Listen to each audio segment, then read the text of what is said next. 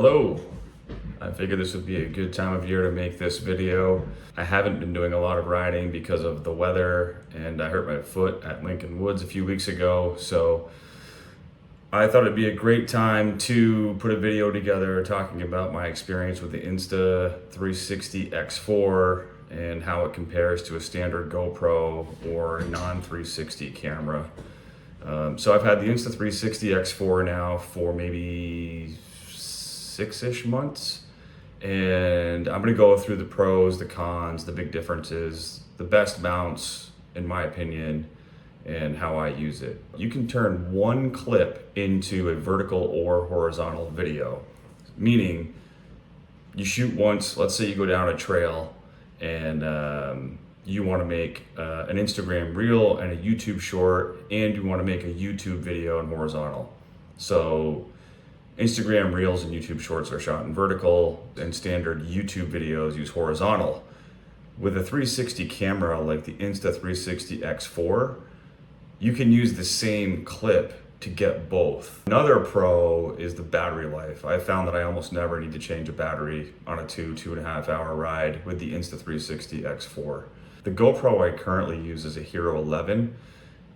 They haven't really made much changes since then, so I haven't felt the need to get one. But I do feel like the battery life on the GoPro is not as strong as the Insta360 X4. I do notice on the Insta360 that the stabilization is much better than the GoPro. I believe that has something to do with the size of the sensor on the 360 camera. So to recap the pros, these are the obvious ones for me. Shooting one video for vertical and horizontal, being able to get both out of one clip is a huge advantage. Two, the battery life has been great. I almost never need to change the battery. And stabilization has been really strong. I've had some issues with my GoPro stabilization where I have to do hard resets, factory resets, format the SD card and do manual updates, which is really annoying, but I do believe it's kind of common from what I read online. The cons of using an Insta360 X4 or 360 camera versus standard GoPro for me, the reframing takes a lot of time. It's also a positive though, because you can get shots that you would never ever get mountain biking without a 360 camera. For instance, I have some videos where I'm standing on top of like a really big drop and I'm talking to people on the bottom, or I'm trying to look at my line to see where my run-in is and where I'm gonna land. And with the Insta360 X4, I can zoom out and change the direction, and you can really see how big the drop is. I think a pretty good example of that was my last Highland video when I was eyeing up the reef drop. Also, one of my videos at Killington where I was eyeing up cable, you can really see the depth and the height of the drop on the Insta360 X4 because you can move the camera angle after you shoot down and up and over and zoom out, and you can really see the depth in the video, which you can't do on a standard GoPro or non-360 camera. So that's the first con, but can also be a pro, is the amount of work it takes to reframe. Another con is the Insta360 X4 tends to have issues when you mount it vertically. It gets kind of lost in tight corners. Like in tight corners, like at a bike park where you have like a tight bermy trail, it's very hard for the camera to follow the trail and can create some editing issues. And I also found that going down steep rollers, the camera freaks out a little bit, almost does like a 360 spin, and you can't really edit that out.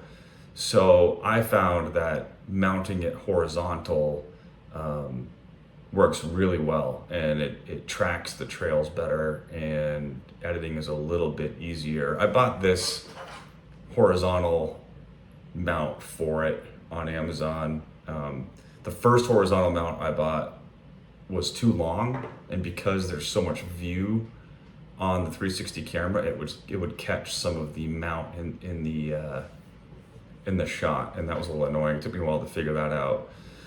The other thing for a con, I would say, is the stitching. So and I'll explain stitching for those of you who are thinking about going to a 360 camera. You have a lens here and you have a lens here.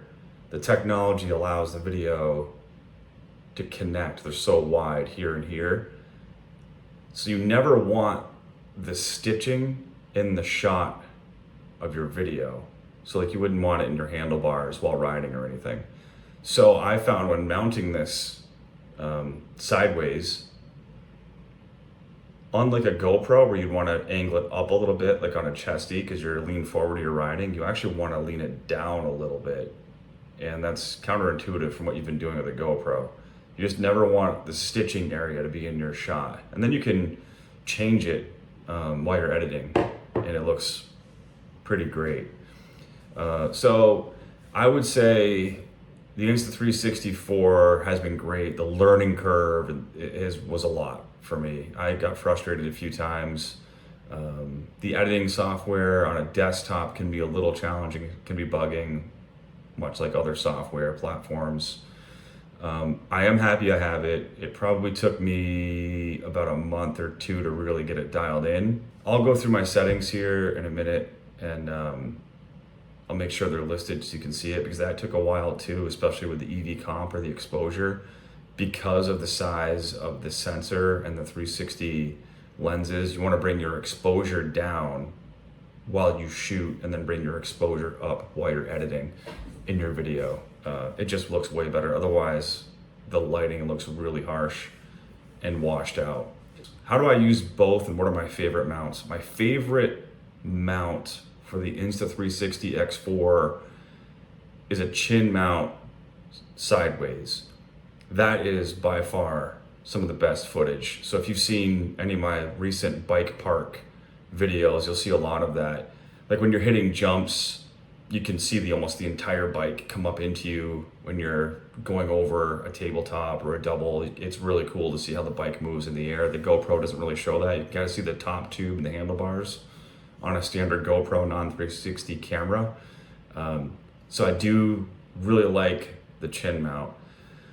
What I've been doing in the last few bike park rides is using my GoPro chest mount at the same time, and it saves me editing time, because on those tight turn bermy parts of the videos, I'll use the GoPro footage, and then when there's like a line of jumps or a jump trail where there's not a lot of turning, I can use the 360 footage.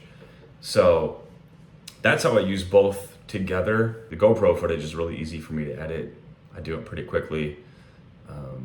And if there's just certain parts of the video that I'm making that I don't need like a wide angle shot, I'll just stick to the GoPro footage because it's easier. One thing about the chest mount, the GoPro chest mount is much higher quality than the Insta360 chest mount. So I use my GoPro chest mount when I use my Insta360 mounted there.